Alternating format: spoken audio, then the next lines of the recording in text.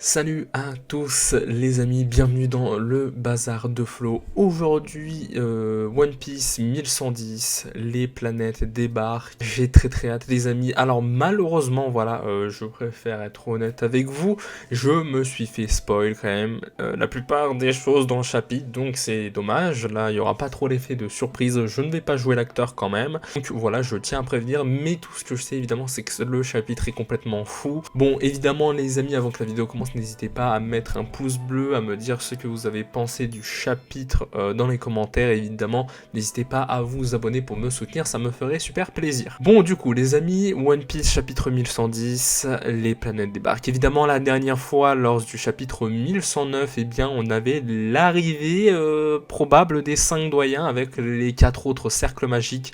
Bon, évidemment, au vu des spoils, etc., ils vont bien arriver, hein, et même au vu du titre du chapitre, voilà, ils vont arriver, ils vont enfin être réunis, hein, après des années et des années. Luffy va se fight face aux 5 doyens, qui s'y attendaient honnêtement. Et comme mini-aventure, évidemment, on continue avec Onigashima, donc, Onigashima.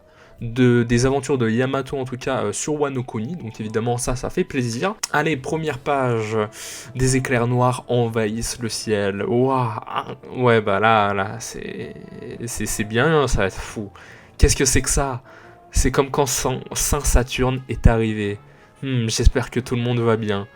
Ok, deuxième page. Bon, je sens que voilà, il y a 13 pages au total, donc ça va être assez rapide, hein, la review, je pense. En plus que je me suis fait spoil des trucs, donc voilà. Donc là, on a les géants qui détruisent la marine. Bon, pour le moment, la marine qui fait pas grand-chose. La Terre Sainte de Marie-Joise. Stella, c'est quoi ce truc? Chambre de l'autorité. Ok, donc ils sont vraiment plus là. Ils vont bel et bien arriver sur Egghead, ce qui est quand même complètement fou. Hein, quand on se disait, ouais, bon, Luffy qui est sur Egghead, il est bien tombé, mais même pas. Hein. Law versus Barbe Noire, Law c'est finito. Enfin, et encore, il est pas vraiment finito, pas autant que Kid avec Shanks, mais vraiment, il n'y avait aucune bonne route, quoi. Peu importe où Luffy irait, il allait être dans la sauce. Donc honnêtement, voilà, Egghead, les 5 doyens, c'est fou, c'est fou. Ah, ça, c'est la réponse au rêve de tout le monde, le Vega Café. Avec une seule goutte, tu peux transformer un simple verre d'eau en une boisson chaude et délicieuse. Slurp, bon, il reste combien de temps? J'avoue que là, combien de temps il reste? Oh là là, oh, quel plaisir, quel plaisir. Le délai n'est pas si important, mais il reste 7 minutes. Donc déjà, il reste 7 minutes. J'imagine qu'au prochain chapitre, il va peut-être en rester 5 ou 6, voire peut-être 4. Donc bon, ça se voit que ça va accélérer. Alors, 1. Attends comme prévu. Même s'ils essayent de couper notre diffusion, ils n'auront pas le temps de nous arrêter. Je dois prévenir Nami, Chérie et les autres. Vous êtes 5 en tout. Ah là là là là, l'effort. Alors Saturne, Singe et Garcia, Saturne, Gyuki. Alors ce qui est très intéressant et important à noter, je dirais, c'est qu'on n'a pas leur fruit du démon. Donc est-ce que les 5 doyens sont en réalité des démons et ils ne sont tout simplement pas humains, sachant qu'en plus, on sait, ils sont sûrement invincibles, tout comme les Saturnes. Donc je pense sincèrement qu'ils ne sont pas humains, et c'est pourquoi on a tout simplement donc Saturne qui est considéré comme un Gyuki, donc c'est bien en référence avec les yokai japonais, donc des légendes japonaises où c'est des créatures, hein, pour ceux qui ne connaisseraient pas, voilà. Donc on a le Gyuki, donc Singe et Garcia. Voilà, j'imagine qu'il y a aussi cette histoire entre les numéros, parce que Saturne était le numéro 5. Ouais, bon. On a Saint Marcus Mars, Itsumade, Saint Topman, Valkyrie, donc Mercury. Hein, je vais les appeler un peu comme les noms des planètes. Donc Oki qui est un cochon, Bakotsu, Sainte Ethan Baron V, Neusjuro, donc Bakotsu, et Saint Shepherd Jupiter, Vers des Sables. Et là, plus haute instance du gouvernement mondial, le Conseil des 5 doyens. Mais juste cette double page entière, hein, là c'est pas une simple double page comme on a l'habitude. Hein. La dernière date du chapitre 800, si je ne dis pas de bêtises, avec la flotte de l'équipage au chapeau de paille. Et là, on a une page entière, vraiment une double page, mais phénoménale, littéralement. Donc à gauche, on a le Jupiter, on a ensuite Vénus Duro qui est une sorte de cheval squelettique, vraiment très très stylé, il est pas trop goofy. Voilà, donc c'était cette planche évidemment que je me suis fait spoil hein, sur les réseaux malheureusement, mais bon, tant pis, hein, voilà les réseaux. Ensuite, bah bon, alors Jupiter, il est, il est un peu goofy hein, avec cette forme de verre, etc. Mais pourquoi pas. On a Valkyrie, donc qui est une sorte de cochon, une sorte de sanglier, ouais. Et évidemment, du coup, Marcus Mars, qui ressemble à une sorte d'oiseau, la Litsumade, et Saturne, évidemment, l'araignée. Donc vraiment une double planche, mais phénoménale. Vraiment, qui là, on approche sincèrement de la fin de One Piece. Sincèrement, là, il reste plus qu'à dévoiler Im. Et je vois pas d'autres personnes. Hein. Im, peut-être l'homme à la marque de feu. Mais à part ça, là, il reste plus grand chose à dévoiler. Hein. C'est fou, c'est fou. Allez, page suivante. Donc, on a Vénus Duro qui fonce dans la forêt. Et qui... Qu'est-ce qu'il fait? Ok, donc il se change en forme hybride, il fonce vers les pacifistas, les Mark III, et il les découpe, mais wesh. Non, vraiment, Vénus, moi je sens très fortement, je le dis d'avance, Vénus contre Zoro, ça va arriver, ça va arriver. Ça va être fou, ça va être fou. Potentiellement, sûrement le prochain chapitre, même parce que chapitre 1111, hein, 1111, hein, je suis désolé, c'est Zoro, même sa prime, je crois son anniversaire aussi. Donc prochain chapitre, il est pour Zoro, il est pour... C'est bon, ça va être fou. Quelque chose à arrêter le pacifista. Donc on voit vraiment, mais en plus c'est bizarre parce qu'on dirait que il n'a pas vraiment tranché Vénus, le Mark III. On dirait il est juste passé à côté, mais il a même pas eu besoin de le trancher. C'est bizarre. Mais bon, enfin bref, c'est assez fou. Et là on a une autre double page folle. Donc là on voit qu'il les enchaîne. Un grand cheval a été aperçu galopant le long de la côte, un grand cheval. Les pacifistas de ce côté se sont tous arrêtés. Pareil ici, des marques d'épée négatifs, ils ont été partiellement congelés. Congelés? Même pas... Oh là! Intéressant ça me fait un peu penser à Brook, je sais pas pourquoi dans la technique, mais c'est assez surprenant. Nami chérie, Robin d'amour, que quelqu'un me réponde, difficile de vous expliquer ce qui se passe ici, mais on ne doit pas perdre plus de temps, partez tous d'ici. Hein, Sanji, qu'est-ce qui se passe? À toutes les troupes, ce message concerne les pacifistas tombés au combat. Le gel de leurs circuits neuronaux les a rendus temporairement paralysés. C'est un allié qui a fait ça. Ils ne vont plus nous tirer dessus, c'est notre chance. Éliminer Bonnie.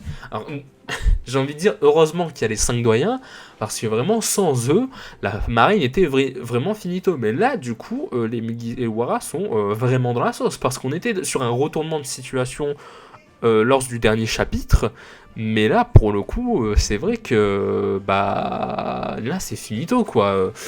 Pour renverser le Buster Call il y avait que les Mark III, là ça va être compliqué. Bon après il reste Luffy bien sûr et son équipage, mais là leur but évidemment c'est de s'enfuir et pas de se taper en soi contre les 5 doyens, même si bon potentiellement on le sent venir quand même, peut-être pas contre tous, mais le Vénus contre Zoro, je le sens quand même très fortement. Elle se dirigeait vers la côte nord-est avec l'équipage du chapeau de paille. La moitié des pacifistas ont été neutralisés. Celui qui a fait ça doit être un allié. Concentrez-vous sur votre fuite. Un vrai monstre vole au-dessus de vous. Vous devez partir tout de suite. Donc en plus, on voit Saint Marcus qui s'envole vers le Labo Phase. Et on voit juste en dessous. On voit pas très bien. Mais on voit littéralement Vénus qui fonce tuer les pacifistas. Donc c'est assez dingue, et Mars qui se prend la barrière, bien sûr. Alors, sachant qu'ils sont invincibles, est-ce que il a vraiment pris cher, Mars, ou est-ce qu'il va vraiment réussir à arriver au Labo Phase? Là, c'est intéressant à savoir, mais j'avoue que est-ce qu'il va réussir? Et là, Vénus qui a un flot de zinzin. Je trouve que parmi les 5 doyens, Vénus est vraiment celui qui a le plus de flow, en tout cas au moins avec sa forme hybride et même dans sa version bête avec le cheval, je trouve qu'il a un flow vraiment de zinzin. Donc là, on a Luffy qui esquive les attaques de Saturne, hein, encore une fois. Et on a le ver, on a Jupiter qui fonce dans le sol. Il creuse comme un ver. Sanji, ici Usopp, on aimerait s'enfuir, mais Zoro et Jinbei ne sont pas encore revenus. On a rejoint Brook et Lilith et le bateau est prêt à partir. Tu vois, je t'avais dit que ça marcherait. C'est grâce à Usopp, pas toi. La situation a l'air de dégénérer. S'il se bat encore, je le ramènerai de force. Et on a encore une double planche où on revient sur Zoro et Lucci. Tu n'as pas envie d'aller voir d'où vient ce puissant Haki. Il est partout. Désolé Jinbei, on compte sur toi. Les voilà, ils se battent encore. Saleté de tronche de cactus, il met tout le monde en danger. Quel boulet. Et là, on a Zoro qui a, je pense, entendu la moquerie de Sanji, évidemment. Shugan Madara, le Zoro qui esquive, Santoyu, Kokoba, Madara, Gari. J'y arrive pas. Mais on a Lucci qui est finito, là. La fin du combat Lucci-Zoro. Alors, on pensait qu'il galérait quand même un peu, Zoro, mais là, bizarrement, il s'est réveillé. Bizarrement, il s'est réveillé après que Sanji lui ait dit quel boulet. Bon, pourquoi pas, on va pas cracher dessus, mais du coup, ça sent le prochain combat. The Revenus, encore une fois, pour le 1111. Moi, j'ai très hâte. J'ai très hâte. Ok. Et encore une double planche, une double page de fou. Mais on enchaîne vraiment là les chapitres de One Piece. On les enchaîne de fou. Donc évidemment le Lucci qui est battu. Et Jupiter qui avale Luffy. Tu l'as vu, un estomac sombre n'est pas un endroit fait pour quelqu'un comme lui. C'est parti, quelle tête nostalgique. Tayunoko, j'ai eu chaud. Donc là, on a littéralement Dory et Brogy qui sont enfin là, qui ont sauvé Luffy. Bon, Luffy, là, il s'amuse, hein, littéralement. Il s'est laissé un peu faire par... Non, il s'est pas laissé faire, attention. J'avoue, j'abuse. Mais bon, ils ont tranché la tête de Jupiter. Est-ce que Jupiter est mort? Je ne pense pas, loin de là. Faut rappeler qu'ils sont invincibles. Du moins, Saturne né, il n'y a pas de raison que les autres ne le soient pas. Donc bon, je pense que la tête de Jupiter va repousser. Mais très belle référence à je ne sais plus quel chapitre, où il sauve le Luffy aussi de la même manière. Mais non, les vieux géants sont là aussi. Gababa, ça fait longtemps, chapeau de paille. On voulait te voir, l'attente devenait insupportable. Page de couverture et color spread dans le prochain chapitre. Et pas de pause les amis, la semaine prochaine ça va être fou. Bon et bien les amis, il y a beaucoup de choses à dire sur ce chapitre et pourtant pas tant, hein. Il se passe beaucoup de choses, il y a beaucoup de doubles pages, ce qui est vraiment, on mange Gucci, merci Oda, merci pour tout. On mange beaucoup trop bien, littéralement. J'ai pas grand chose à dire par rapport à la review. Bon, on a les 5 doyens qui sont arrivés quand même.